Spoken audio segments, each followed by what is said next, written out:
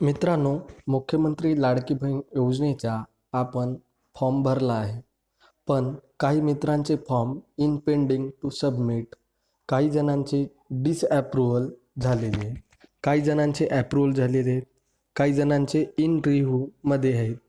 तर आज या व्हिडिओमध्ये आपण ए टू झेड माहिती संपूर्ण समजून घेणार आहोत मित्रांनो. तर एका स्क्रीनशॉटचा मी अर्थ सांगणार आहे. तर आपण हा व्हिडिओ नक्की शेवटपर्यंत पहा आणि आपल्या फॉर्मचे स्टेटस कोणत्या स्टेजला आहे ते जाणून घ्या मित्रांनो. तर मित्रांनो, सर्वप्रथम आपण फॉर्म सबमिट केल्याच्या नंतर आपल्याला आपल्या फॉर्मचे status in pending to submit असे दाखवते.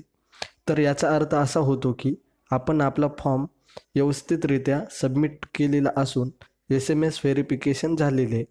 तर जेव्हा आपले फॉर्म रिचेकला जातो तेव्हा आपल्याला येथे इन रिव्ह्यू हे ऑप्शन दाखवते मित्रांनो.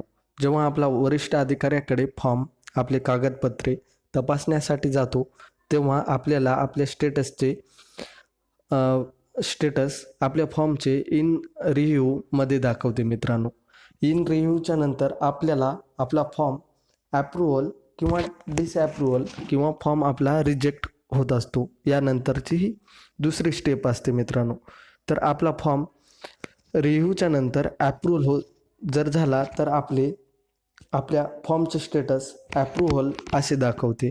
जर आपला फॉर्म जर डिसअप्रूव्हल झाला तर आपल्या फॉर्मचे स्टेटस डिसअप्रूव्हल दाखवते.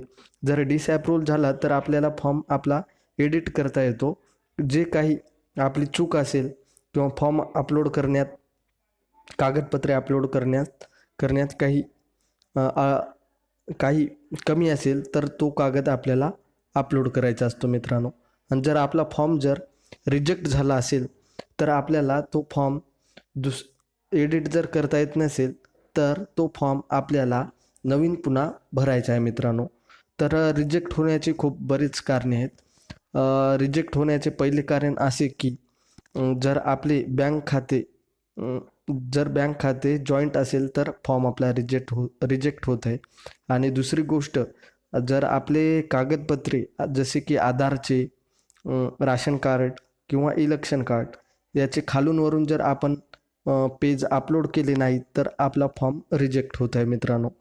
तर डिसअप्रूव्हल झाल्याच्या नंतर आपल्याला काही त्रुटी असेल तर तिथेच एडिट ऑप्शन दिलेले आहे, तेथून एडिट करून पुन्हा फॉर्म आपल्याला सबमिट करायचा आहे मित्रांनो. आणि जर आपला फॉर्म ॲप्रूव्हल झाला असेल तर आपण आपला फॉर्म ॲप्रूव्हल झालेला आहे, आपल्याला आता कोणतीही काही करण्याची गरज नाही. ॲप्रूव्हल झाल्याच्या नंतर आपल्याला आता एक SMS येत आहेत की बा आपला फॉर्म ॲप्रूव्हल झालेला आहे. आता आपल्याला 19 तारखेला म्हणजेच रक्षाबंधनच्या दिवशी प्रत्येकी 1,500 रुपये म्हणजे जुलै व ऑगस्ट या महिन्याचे 3,000 रुपये अशा आपल्या खात्यात वितरित होणार आहेत मित्रांनो.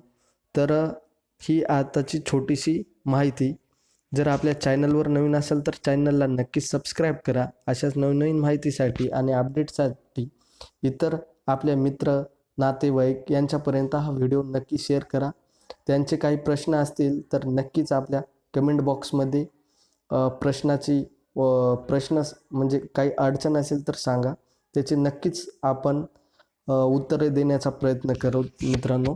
आणि चॅनलवर नवीन असाल तर चॅनलला सबस्क्राईब करा. आणि आता इथे व्हिडिओ आपला थांबूया.